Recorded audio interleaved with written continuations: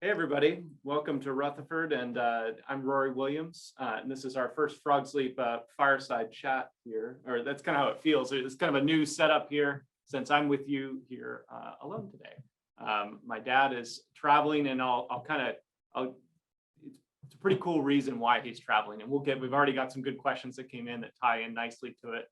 We'll talk a little bit about what my dad's up to today, something very special. So. It ties into a lot of what we're going to be drinking today, because this is still day drinking. It's not with John and Rory, but it is with me today. And as always, as tradition, we kick it off with a glass of wine. So please grab a glass of the Sauvignon Blanc. That's what I'm going to do. 2020 Sauvignon Blanc. That satisfying click to the screw cap. Which, freshly bottled, the new vintage of 2020 Sauvignon Blanc. Really, really exciting. This is the first, for I think most everybody, it's going to be one of the first wines that you've tasted out of 2020 from Frog Sleep. Certainly, we've bottled the Rosé. We've bottled a couple of small lots, the Val de Gay, for example, that little micro lot re-released. But 2020 Sauvignon Blanc, the first kind of major foot in the water for Frog Sleep out of 2020. And what a year! 2020, yeah, it was really funny. Obviously, 2020 was a pretty crazy year from top to bottom for a number of reasons. The funny thing is that 2020, if you were a grapevine for most of the year, you didn't know anything about COVID. You didn't know anything about all the craziness in the world. And 2020 was actually a beautiful growing season, if you can believe that. And that's coming from a guy who is out there. I'm out there every day on the vit side, really kind of getting persnickety about different challenges that are thrown at us over the year. But 2020 was almost was so remarkable to me in just how beautiful and normal. We had a beautifully moderate summer, a great kind of, just this kind of slow, moderate heat over the course of the growing season. And then, harvest came, and nature, I don't know if you guys have ever heard of the reverse sear method of cooking like a steak or something, where you kind of cook things nice and low and slow for a little while, and then you just hit it with hot heat at the very end just to sear things off. Well, nature did that to us in 2020, and the Sauvignon Blanc harvest was barely 10 days of harvest for us. It was a pretty crazy rush at the beginning of harvest to get everything off. We had lightning storms kicking off all the lightning fires, which fortunately didn't affect us, but they were around us and kind of part of the fabric of harvest in 2020. With all of that, we had the retirement of one of our longtime winemakers, Paula Moschetti, who's been with us since the '94 harvest, ever since we moved to the Red Barn here in Rutherford. Paula retired to spend some more time with her family, and so we had a great challenge ahead of us for harvest.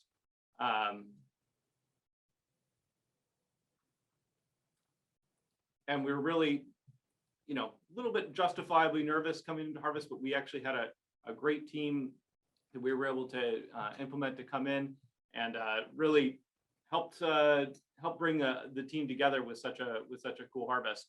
2020 Sauv Blanc, is kind of the product of a lot of years of effort with us on the winemaking side, especially, where we had gone into the harvest knowing that we wanted to make some slight changes, but I think really important ones and really exciting ones for the quality of our Sauv Blanc.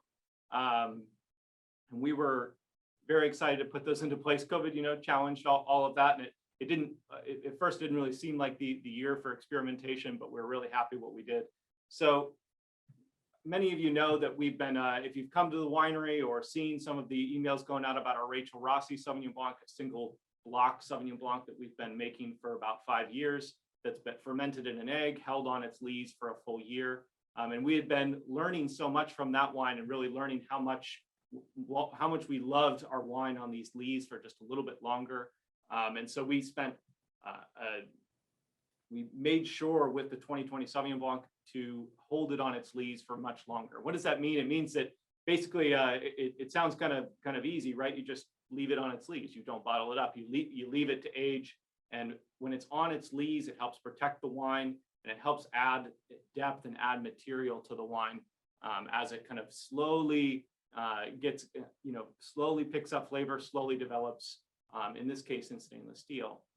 And this was actually one of the latest bottled Sauvignon Blancs we've ever had. This was bottled just in the first week of April this year, just before it went out into the fellowship shipment. So it was a little, I know we were in close communication with Megan and Jessica, who are here in the room with us, about making sure it got to you all in time. But I'm really, really happy with the result.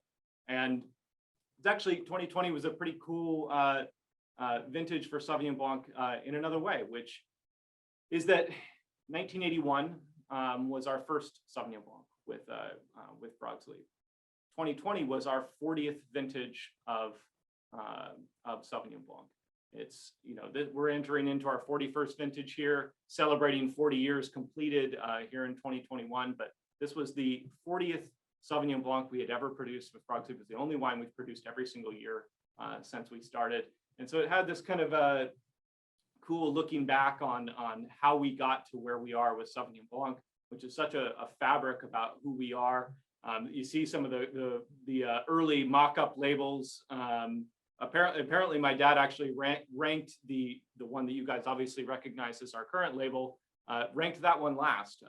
He didn't want that. Got overruled by my mom, fortunately, who has a slightly better sense of taste than my dad. Some of you may know my dad's actually poor sense of taste, and he's famous for it. And makes for good parties and all that, so it's all good. But there's a lot that goes into trying to design your label, and it brought us back. Many of you saw the interactive tastings we did last year, where we tasted an 81 Sauvignon Blanc, the first wine we ever made. It was only the second time I'd had it. My dad hadn't had it in 20 years or so, and it's pretty cool to be, getting these moments with wine when you're like with the Sauvignon Blanc, where even during harvest you can pause for a moment and reflect upon everything that got you here, all of the wines that you've made, all of the effort that went into it. And I think that in all the thought, and there's a great question from Dan Riley in New Jersey here that he sent in before. When you source grapes from other growers, are they all grown to the same standards as grapes grown on Broadsley-owned property, i.e. organic, dry farmed, etc.? And yes, they are. And that is it ties directly into why my dad is not here today. So this is going to be a little bit of a story hour with Rory here to explain, to give a long-winded, apologies in advance, Dan, a long-winded answer to your question, which is that yes, they are, is the short answer. But it took a lot of work to get there. When we converted to organics in 1989, it was a thoroughly crazy idea. It was not the kind of, nowadays you can go to your vineyard management company, or you can go to a consulting company and say, I'd like to take my Cabernet vineyard organic. And they'll say, no problem, just sign here right on the contract and you're good to go. We'll take care of the certifications, and you'll get maybe a little extra money for your fruit, and you can feel real good about it. And you get the fancy sign that you put outside your ranch window. Back in 1989, that was not possible. We didn't know what we were doing. For as much as my dad and I love to pose about knowing lots about vineyards, those are lessons learned on the ground over the many years. And in 1989, we did not have a clue what we were doing. We owed the vast majority of our knowledge about organics to a man named Amigo Bob. Amigo Bob Contisano, born in California, part of I think a 7th generation Californian, who was one of the original founders of the organic movement in California, dating back to the 1960s. So part of this countercultural answer to the rise of modern heavy chemical farming that really developed out of World War II, and the synthetic fertilizers, synthetic chemicals that were a part of that, technological development, if you will. Amigo was a part of a group of guys who just said no, who said, this is not the way we want to do things. And in order to find answers to how do we do it another way, they went way back. They went to the guys, the farmers who were farming back in the 20s and the 30s, the kind of pre-industrial style farming, and took some lessons from those, took the best lessons they can learn from those guys, and started to try and figure out answers to modern farming solutions, and developing a modern farming system based on some of these ultimately very conservative farming principles of healthy soils, balanced soils, healthy plants that produce great food, highly nutritious food, and produce very, very high quality food, things that we were all interested in. That, you know, you may not have a silver bullet answer to immediately to an issue that might come up in your vineyard. So it took a little bit of, it took more than just a little bit of courage to get to the point where we felt like we knew what we were doing with organics. And Amigo was there with us every step of the way.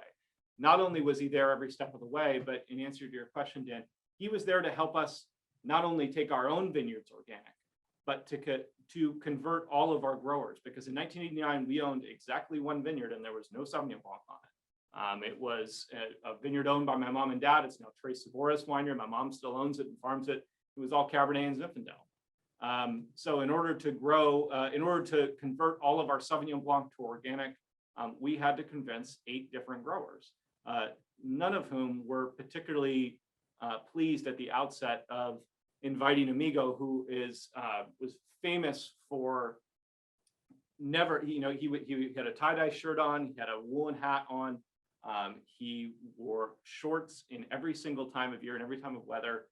He would wear sandals year round. He would wear socks in the winter. It was his only conceit to cold weather, because he was just that kind of guy, and a larger than life character, much taller than either myself or my dad, and an imposing presence with a vast wealth of knowledge. And he could speak to, because he had worked with, you know, for lack of a better term, the old crusty growers who knew how to do things back in the day, he could anticipate problems and really help us reach out to an extremely skeptical grower and explain to them, why should you go organic? Why should you be one of the first 10 people in Napa to go organic with this crazy guy, John Williams, who doesn't have any money? He's got a weird looking label. He says he'll buy your grapes, but he's begging for checks from the distributor so that he can purchase your grapes. Why should you follow what he says? Well, Amigo made that happen. Beyond that, Amigo was one of my dad's best personal friends. I remember hearing from my dad, you know, every time Amigo would come over, would come down from Yuba City, which is where his home farm was, up in the foothills, and he would, you know, Amigo coming down for lack of a better term, a sesh. You know, there were some products involved with those kinds of nights. You know, it was a big deal for my dad. My dad loves those kinds of brainstorming sessions. And, you know, Amigo was, if my dad was he was an executor of crazy ideas, Amigo was the minister of crazy ideas. And he would help my dad understand how to continually push the ball forward. Amigo passed away last winter after a long battle with cancer. And his birthday would have been yesterday. My dad's birthday, his 69th birthday, was yesterday. So happy birthday, Dad. We went to the ball game last night. My brother and sister and I and my dad watched the Giants pull out a victory. And it would have been Amigo's birthday. They shared the same birthday. And so he's up in Yuba right now with my brother, and they are partying to celebrate the life of Amigo with Amigo's wife and all of his friends up there. So he's up there celebrating. That's why that's not why he's not here today. It wasn't exactly pre-planned one way or the other. Amigo had an amazing ability to make things spontaneous, and that tradition is definitely carried forward in every step of what we do. But it's that kind of strength and that kind of conviction of purpose and intention with our farming. It carries through 40 years later in our Sauvignon Blanc, which is all organic, all dry farmed, and nowadays about 90% estate. And that trend is going to continue as we continue to, we're doing a big replanting project at our Gallerin vineyard, which is the main source of our Sauvignon Blanc. I think we have a cool photo of Gallerin kind of in the middle of summer. There you go. So that's Gallerin right there. You can see a line of trees there that's close to where the Napa River is basically on your left as you are looking south down the valley in this photo. This is overlooking some of the Petit Syrah and some of the Sauvignon Blanc at Gallerin. that's being suckered. So this is what we're doing in the vineyard. I actually just finished doing all this in the vineyard. This is a photo from a couple of weeks ago. Galeran, as you can see in this photo, it has a lot of vines, about 40 acres of vines when it's fully planted. Galeran was my, and the Galeran Sauvignon Blanc specifically, and Sauvignon Blanc always will have this resonance with me because I entered on the vineyard side with Frog's Leap. When I think about Sauvignon Blanc, I think about the Sauvignon Blanc vines first and foremost. And the Galeran Sauvignon Blanc was kind of my initiation onto the vineyard crew. When I joined Frog's Leap formally in 2013, after the harvest of 2012, that was where I went. I worked every day on the vineyard crew, pruning, leafing, suckering, doing all the things. And one of the first tasks of the year was to prune Galeran Sauvignon Blanc, which when you prune, you're going through and cutting off a lot of excess growth from the previous year, a lot of the growth from the previous year, and leaving just the small amount of growth that you want to start with this year. And that's where all the green shoots and where all the fruit comes from during the growing season. But once you've gone through and pruned everything, you have to take all of that brush out of the guide wires that you can see in this photo. So the big iron, the red iron V's that you see there hold all the shoots up. At Galeran, it's a very strong vineyard, and the Sauvignon Blanc is a very vigorous varietal. And so you'll get these long shoots that, you know, when you're going through and trying to pull them out of the, you got to cut the tendrils out, and it's a ton of work to get all this out. And at the very end, you end up with this 10-foot long cane that you're ripping out of the, ripping out of the wires. And if you manage it the wrong way, it'll end up with a bullwhip crack that would make Indiana Jones blush. And I ended up with one of those straight across my face on the first day of pulling brush at Galeran, a big gash across my face. And all the guys on the crew just kind of looked at me and just nodded and said, "Okay, now you won't do that again. Now you'll learn how to pull brush properly." So Sauvignon Blanc, I hope you guys, we take it extremely seriously. We've taken it seriously for 40 years. I think sometimes Sauvignon Blanc could be put into that bucket of just, it's your summer porch pounder. And don't get me wrong, we drink more than a couple of bottles of this every summer.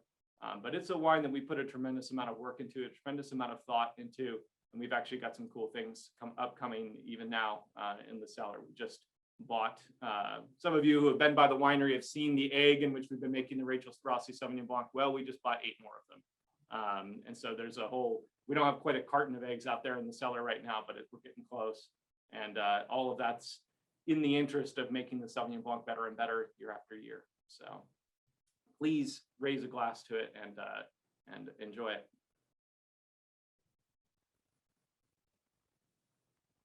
It's also good for cooling down your throat when you've been talking too much.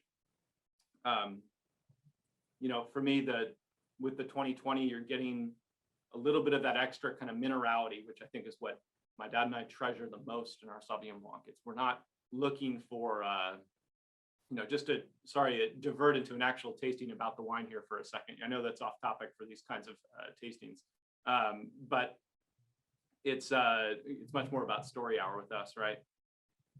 For me, we don't strive for this super bomb style fruity Sauvignon Blanc. It should have that, nice crisp, white nectarine kind of fruit to it, just a little bit of stone fruit, a little bit of kind of a floral character, maybe a little touch of herbs, a little bit of sage, something like that.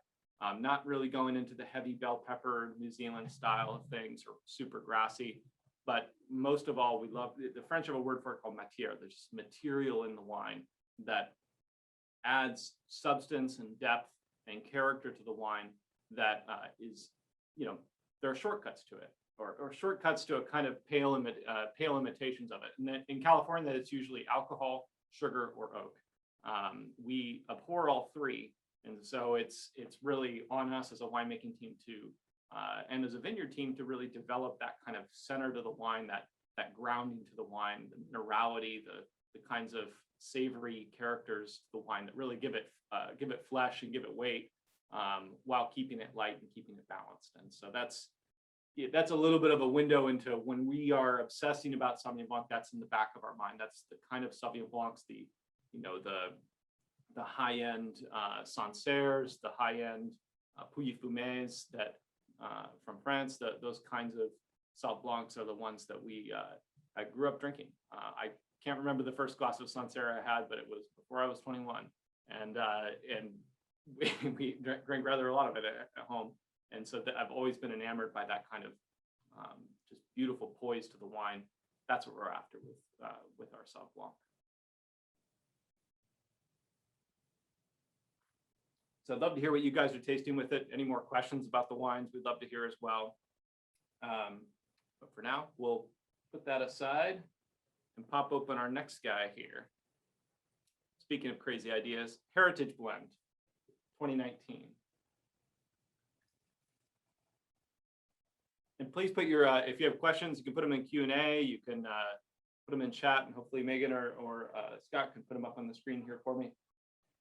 I'd love to be able to answer.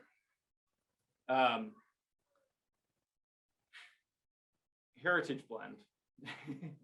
When I spoke about Amigo being a minister of crazy ideas, and my dad being an executor of crazy ideas, the Heritage Blend is a direct descendant of that kind of line of thinking. We have a great photo of the Heritage block of right on the morning of harvest, I believe. We have that photo, the white water tower. So this is Rossi morning, a Rossi morning. You can see the crew getting ready for harvest. Got the bins on the back. Got our high vis vests on. Good job, guys. And you're looking at our heritage block. So this is a block of vines that's sitting right kind of where the oak tree is on the left-hand side of that photo. That's Highway 29. And so we're looking east at sunrise here, right on a harvest morning. The white water tower is one of the iconic features. If you're here in Napa and you go to Sunshine Market, or you go to one of the sandwich shops and you're looking at the postcards of that say Napa, kind of generic photos of Napa on them, about half of them are of this water tower. If it doesn't say Silver Oak at the bottom, it's probably our white water tower. And they're kind of iconic features of old Napa wineries. And just off screen to the right of this photo is the old Rossi Winery. And this water tower was the way that they developed water pressure for these old wineries. And the winery there is no longer functional, although it has a lot of the old equipment in it. The tower still has the water tank at the top of it, although we don't use it for water pressure anymore. And it was kind of a perfect site. When we purchased the Rossi Ranch in 2007, there were already some Riesling vines right here in just further along in the heritage, what we now call the heritage block, but it was mostly unplanted in that section. And so we had the idea of that we have been routinely questioned about ever since we decided to do it, which was to not plant Cabernet in this particular block. Right in front of the water tower, in between the water tower and Highway 29, is our little about just over 3-acre section of heritage. And it's planted to several different varieties. And that's what became the Heritage Blend. It's become this wine, wine that we pick all the grapes for on the exact same day. They all get picked together. They all get fermented together and become whatever it becomes that year. And it's a little bit of the old school way of thinking about it, where we're not targeting a particular percentage of one or the other variety. We're kind of just picking what's there and feeling like what it's automatic. It's going to be a reflection of that year, no matter what. And we get often asked, like, what's the purpose of the heritage? If it's perfect Cabernet ground, which it is, why wouldn't you plant Cabernet there? Couldn't the Cabernet be better? And the answer is maybe, but the answer is also, what are we trying to do with our wines? Why are we making wine? Heritage, for me, having had my hands on it from the very beginning, one of the initial kind of motivators for planting Charbonneau, which is the vines that the guys are surrounded by in this photo, are all Charbonneau vines. This is a crazy old variety, originally from the mountains, the Alpine areas of France, basically extinct in its homeland in the Savoie of France, almost unheard of there. But somehow made its way to California in the 1870s, 1880s, became not exactly widely planted, but became sort of you might call locally famous as a varietal wine made by the Inglenook Winery of the 30s, 40s, 50s, all the way through up into the 80s, and still has a devoted kind of following of more or less crazy people in Napa that still love this grape. My dad and I tasted an older 1964 Inglenook Charbonneau that was absolutely transcendent.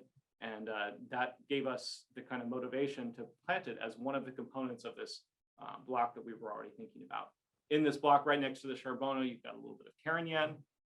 Right next to the Carignan, we've actually got coming up the stake, a new planting of what was Mondouse and made it into the 19 as Mondouse. It's going to be now Grenache.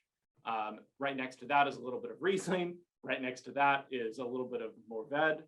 And just behind the Charbonneau, basically where this photo was taken from, your boots are standing in a block of Valdiguet, which we had made into rosé, which we in 2020 we made a little bit into a varietal wine, but has mostly been a big component of our heritage wine for the last few years. And so it's this kind of swoop through Rossi and all these traditional head trained vines, and we're just picking what's there, including the Riesling, which is, yes, a white grape, goes in there and gets co-fermented at the same time. And I think that that's part of the magic of heritage is that it's this window onto a slice of Napa terroir, a slice of what it means to be a Rutherford wine that is transparent to variety. And so you're not so much thinking about, oh, what's the Charbonneau component of this? What's the Carignan component of this? It's the thought that these varieties have a traditional kind of homeland, they have their own traditional homelands. They all came to California in one way or the other and ended up getting jumbled up into old vineyards in California. The old Zinfandel vineyards are famous for having little ancillary varieties around them, like Charbonneau, like Carignan, like Mourvedre, or what's called Mataro in California when they're in old vineyards. All of these things have their kind of little dimensions of history and little bit parts in the continuum of Napa winemaking and in California winemaking. And that's what we wanted to express and have a little bit of because for us, the whole idea is to make a wine that tastes like Rutherford, that has something to say, I guess. It's hard to say tastes like Rutherford, but has something to say about Rutherford and has something to say about the Napa Valley, which is my home. It's my dad's adopted home, and it's where we live and breathe and sweat. And so it's a way for us to have a little bit of fun. Absolutely. It's a way for us to make something that's a little bit different. And, I got to be honest, it wouldn't happen without you guys. This would be an immensely failed project if you guys didn't like the wines and didn't keep buying them and didn't allow us to keep making this. We were repeatedly questioned at the outset about the kind of financial advantage to making this, of which there is none. But there is a kind of, I think, advantage of soul with this wine, where this is become a part of what makes us a soulful winery. It makes us, willing to engage and willing to kind of make good on some of these crazy ideas. I think that California winemaking, the freedom to plant whatever you want, wherever you want, and call it whatever you want, is part of what's exciting about making wine here, and part of why I like making wine here. The heritage started off as this kind of, just a fun wine to make, and who knows what it's going to end up as. It ended up as one of our favorite wines, just in the glass, just full stop. For me, it's like this kind of deliciously plummy, deliciously fruity, not kind of that California over the top, way too much fruit kind of, sticks to the rims of your mouth and you can't get it out kind of fruitiness. Instead, it's just there and it dances and it's vibrant, a little bit reminiscent of Zinfandel in that way, but then it bends another direction than Zinfandel. Instead of going down the brambly summer fruit and spice route, it's more savory, earthy, a little bit of minty, actually. And I think that comes from the Charbonneau. A little bit of kind of intense iron spice from things like the Mourvedre, a little bit of hit of flower petal and a little bit of crazy floral coming in there from the Riesling.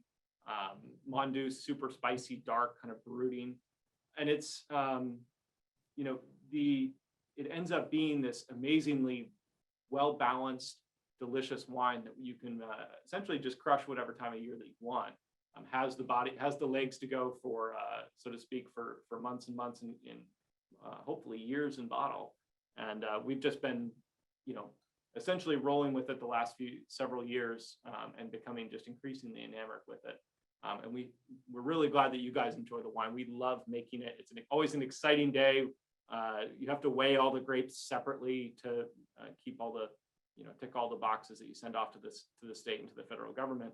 And so you have all these boxes showing up with partial picks, and they're all labeled to make sure we get the varieties right.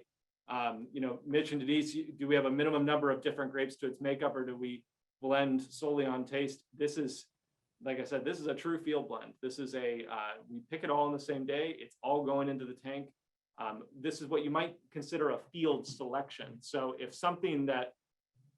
there's something that doesn't look good or doesn't taste good, or something goes wrong with the grape, that hasn't happened yet, but theoretically, if the Charbonneau just didn't taste good, we either wouldn't pick the heritage that day, we'd wait until it developed a little bit more character, or it would be just not picked, it would be left out completely, because we're not fermenting these varieties separately and then blending them in barrel. These are all going into the same tank. So the Mauved's going in with the Charbonneau, it's going in with the Riesling, it's going in with the Mondeuse, it's going in with the Napa Gamay, and the Petit Syrah, which is in there as well.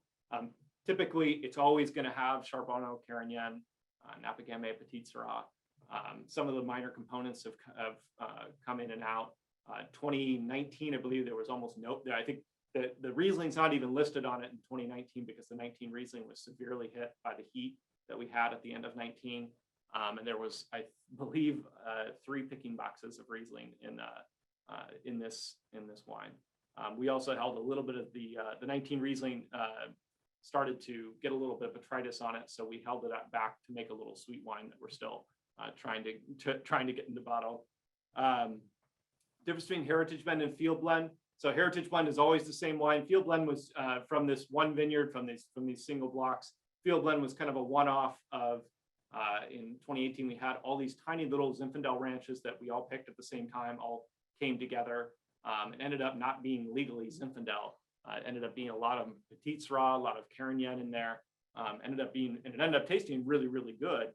So we decided to hold it out of the main Zinfandel blend, and we had to come up with a name for it. So field blend was the closest thing we could come up to, because it's all these blocks picked on the same day, all co-fermented, and ended up being a really, really cool wine. Just a one-off though. The heritage is going to be year after year, and this has become one of our marquee wines. 2020 heritage looks great, Kent. 2020, like I said, was a beautifully moderate, amazing year from all the way up until harvest started. But heritage, you saw those vines there with the traditional head train style. Those vines are really built to withstand heavy heat, lots of sunlight. Just those kinds of extreme events, those head train vines tend to respond quite well to them. So the 2020 heritage was not affected by fires or anything like that, and it seemed to just kind of roll right through all the heat. Instead, we got great concentrations, especially out of the Mourvèdre in 2020 was very successful, and we're just extremely excited about what's coming out of it. So the heritage is, I'm going to take a sip of it if you don't mind.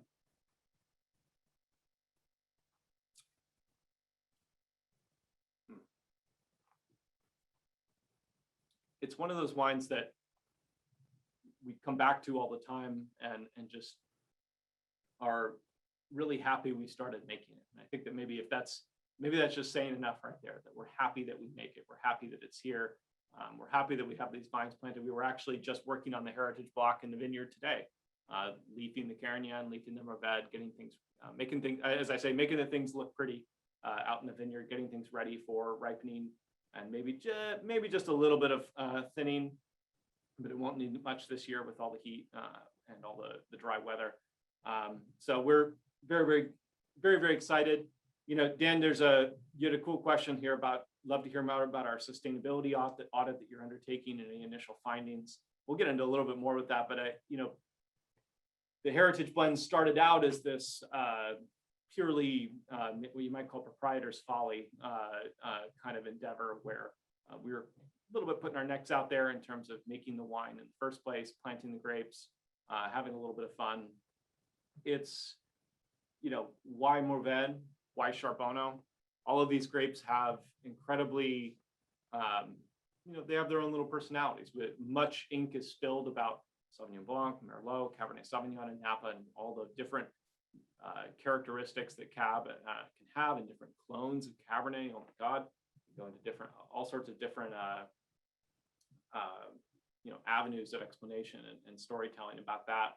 But all these grapes have their own stories as well. Mourvèdre, really cool, almost very pale green leaves on one side and almost silver on the other. They're very, very distinctive vines. You can spot them with it. Once you've seen a few of them in a field, you can spot, even if they're interplanted, like in a very old vineyard, you can always spot the Mataro or the Mourvèdre vines.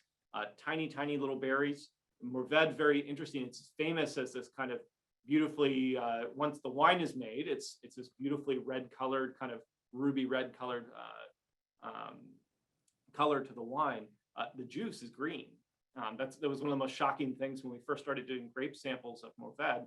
You can go out there and pick your berries, put them in your Ziploc bag, crush them up, squeeze them out so you can test the sugar and just test the acidity and all of that. And whereas with most red grapes, you're looking at some variation of pink and black. With Mourvèdre, you're looking at dark green. It's super strange. And then once it gets fermented and once it starts to continue to extract color out of the grapes, it turns red, and which makes sense. The skins are red. They look red on the outside. But it's just kind of this little weird feature. Mourvèdre is also famous for being, heat resistant, and it grows in some of the hottest areas of southern France. Mourvèdre is very successful in areas of California that are hotter and drier. Thinking of the Tablas Creek Mourvèdres, which are just amazing down in Paso Robles.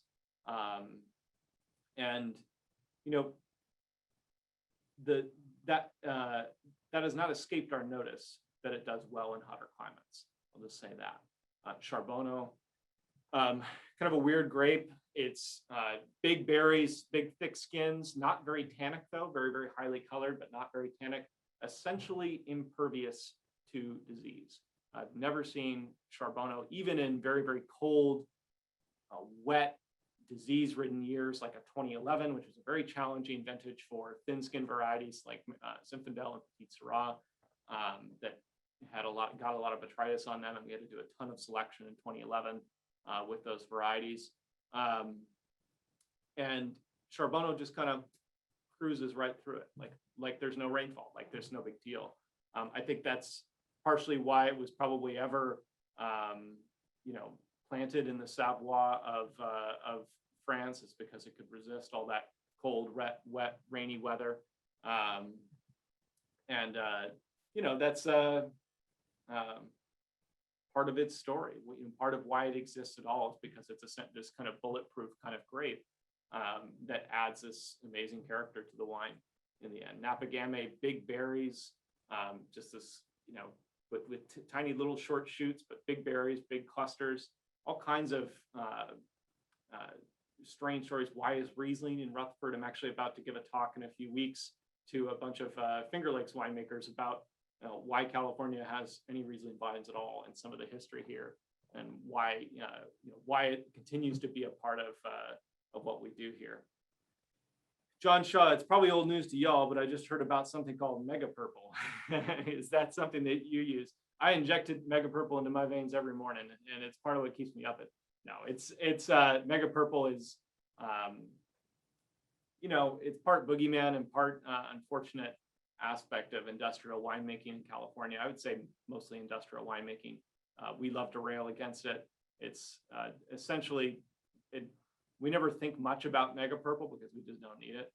Megapurple is grape juice concentrate that's made from a Teinturier variety. So it's a variety that not only has red skins, but also red flesh, red pulp. And so when you crush it in your hands are red. They stain instantly. It's super highly colored, and you can grow acres and acres of this wherever you'd like and put it into a 1 million gallon tank somewhere in Modesto. I think it actually is literally made in Modesto, and you get this, and then you kind of evaporation distill it down into a very concentrated product that's very high in sugar, very high in color, and pretty low in character. You know, you could probably make some pretty good Kool-Aid out of it, but it's unfortunately used to kind of what they call round out the edges in winemaking and really correct mistakes in winemaking in California. We don't use it, is the short answer. We don't need it. And it's tended to use to make wines that fit a presupposed idea of what, you know, big, sweet Napa Cab should taste like. I think most of you guys know that we eschew that kind of, you know, that kind of idea. If you guys wanted, you know, wines that, you know, needed Megapurple, well, you can go find them. They're out there for sure. But, you know, Dan, to get back to your sustainability audit, you know, we're the heritage blend because of things like Charbonneau and Mourvedre, Grenache, which is coming up the stake, another warm climate variety. It's a bit of a proving ground for us as well with other varieties, what they taste like in Rutherford. I don't know that anybody knows what Rutherford Grenache tastes like. I certainly don't. Well, we're going to find out. We've got 4 rows coming up the stake this year, and we should have a wine in a couple of years off of those. And so we really want to understand, we're doing everything we can with our sustainability audit to understand what we can change about what we do. And we may have some really cool, big news about that this fall as I don't want to tease too much. Jessica's giving me the evil eye right now. But some really cool initiatives that we can undertake as Frog's-Leaf that we're going to need your guys' buy-in on that is going to hopefully change some of the game about about our impact. At the same time, that's kind of the different varieties and heat mitigation and things like that. That's a merely tactical response to things like climate change, the greenhouse gas audit, and the big questions about what we can change about who we are and the way we do things. Those are some of the big questions. And that's the strategic kind of answer to climate change that we're also seeking to engage in. You got to do both sides. I think sometimes it's easy to over-focus on the tactical side of it. It's like, oh my God, what's going to happen to my Cabernet? It's important, but what's much more important are things that are harder questions to answer. So put down your glass of heritage, and we'll open up a little bit of Cab Franc. Special wine for you guys coming with this shipment from a very special block of grapes. This is Cabernet Franc from the Chavez-Leeds Vineyard. Chavez-Leeds, owned by Frank Leeds. If you guys have ever read one of our tasting notes, congratulations. And we spent a lot of time writing them. We're not sure for whom, but you noticed on there, vineyardist Frank Leeds. Frank Leeds is our longtime vineyard manager, now VP of vineyards, and my mentor in the vineyards, really, of how we got to organics. He helped us with, you know, he was there on day one with Amigo in the room, he was one of the crusty old growers hearing about organics, and the way that his message resonated, Amigo's message resonated with Frank and said, this is how we used to do things. And Frank bought in day one. But just absolute credit to Frank to engage so early, some of the earliest certified organic fruit in the Valley. And Frank also brought to us an incredibly important part of what we do, which is dry farming. This is dry farming, or farming without irrigation. Frank was the guy who taught us that aspect of it, which is kind of the other big, box we tick, I guess you could say, in terms of our farming apparatus. And he taught us with these vines. These vines planted in 1989, the same year that we converted to organics, the same year that we started buying grapes from Frank. And the Cab Franc has played a really cool history in a lot of wines that you guys may have tried or may have seen us try, may be interested in purchasing, frogsleaf.com. That it's a perennial component of our Frogsleaf Cabernet, of our estate-grown Cabernet, always has been. It was one of the major components of the Rutherford wines that we made between 96 and 2010, our kind of reserve level Cabernet that got eclipsed by the estate-grown Cab. But the Cab Franc was in, like, for example, in 97, the Rutherford was almost 40% Cab Franc. All of that Cab Franc was from this block. This is a beautiful block of Cab Franc, the biggest one we have. Cab Franc is a bit of a strange variety. You know, this is widely planted in the right bank of Bordeaux, so Saint-Emilion and that kind of area, the Grave and Pessac-Léognan. Slightly less plantings on the left bank, or the kind of famous Cabernets, the Latours and Lafittes of the world.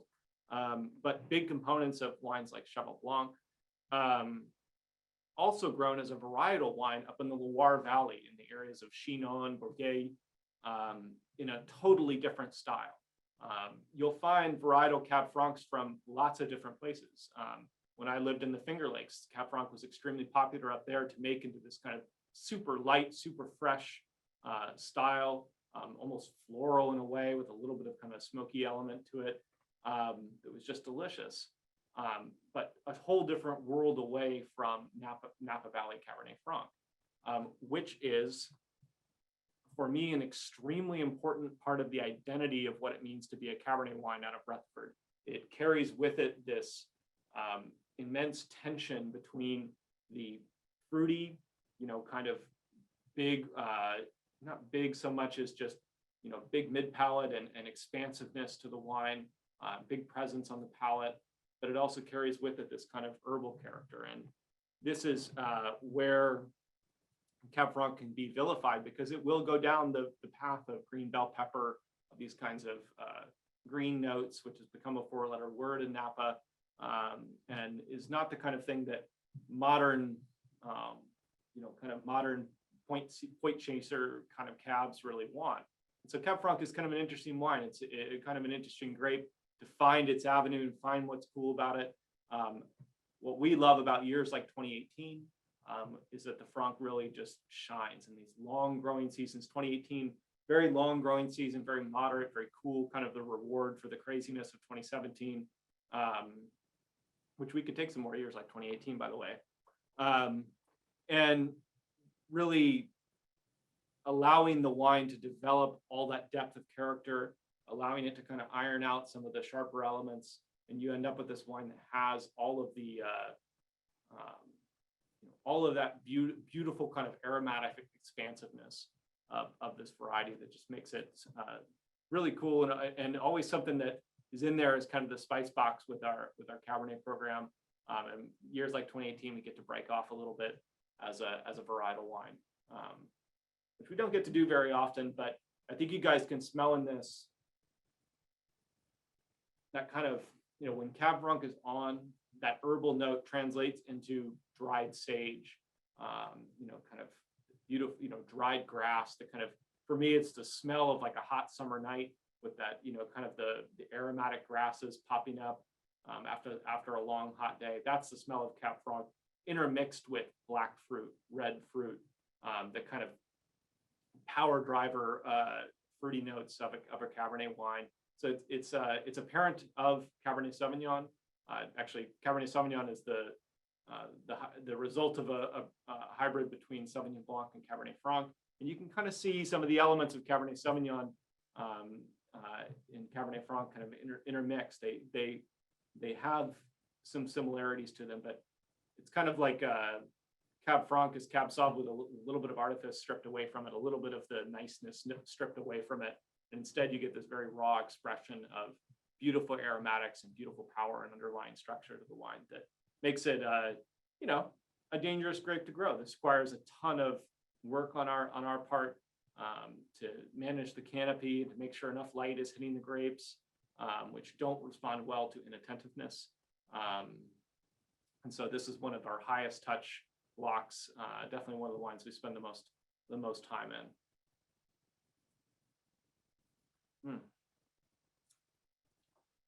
Do we recommend aging our wines or drinking them during the 12 months after receiving them?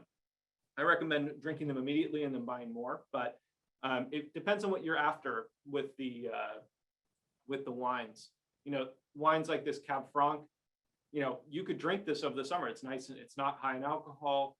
It's got some nice presence to it. The herbal notes are going to allow it to kind of cut through a big meal. I would always, if you're opening, especially the Merlot and the Cabernets or the Cabernet Franc wines early, I'd recommend giving them a lot of air beforehand. It's not so much to soften tannins or make them approachable or anything like that, but it's to start to unlock some of what's special about them. You can do that in a couple ways. You can do that either in a decanter to allow things to open up. I wouldn't recommend putting them into a blender and turning the blender on, although some people will try that.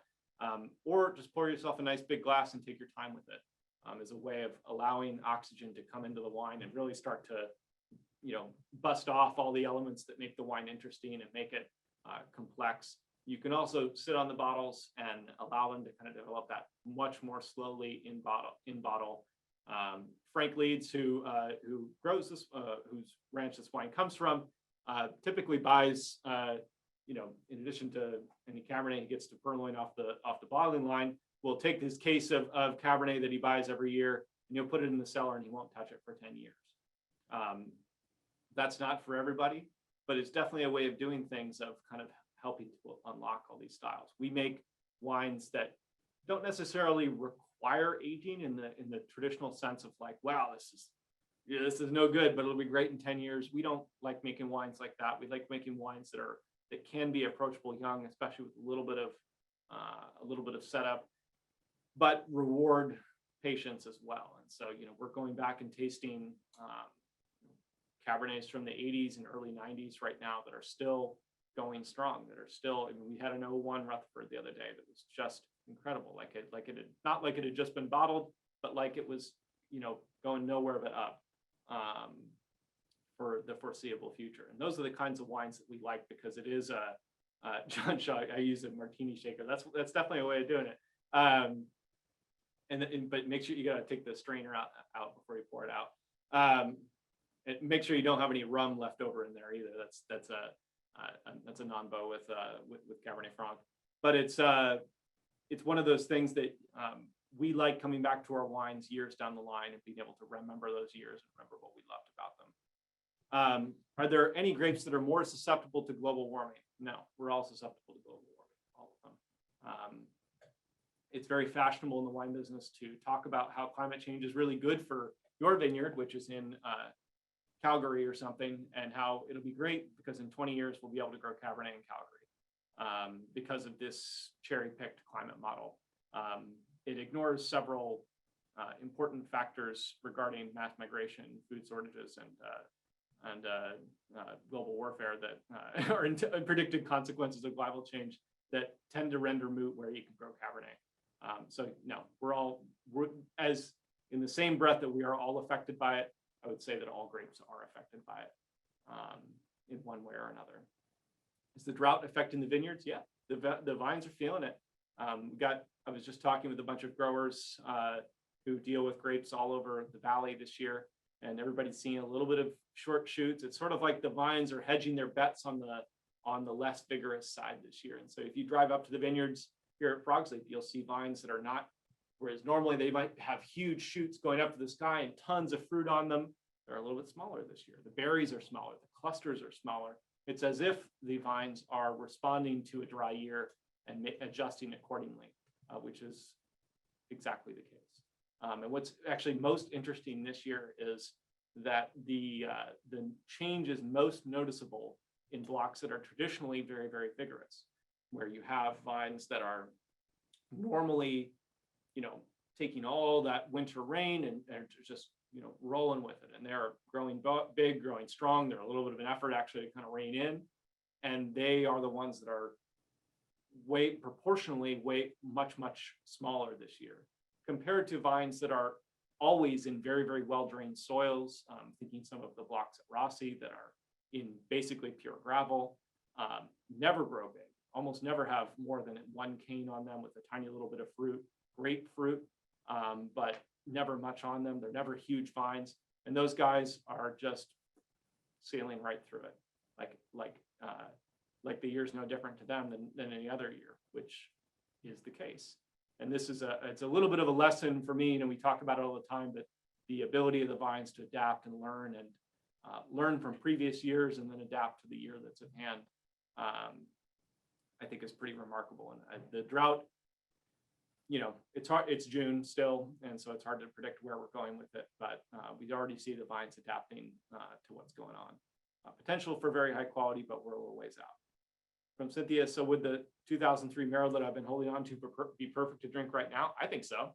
I just had a 02 Merlot the other day that was fabulous.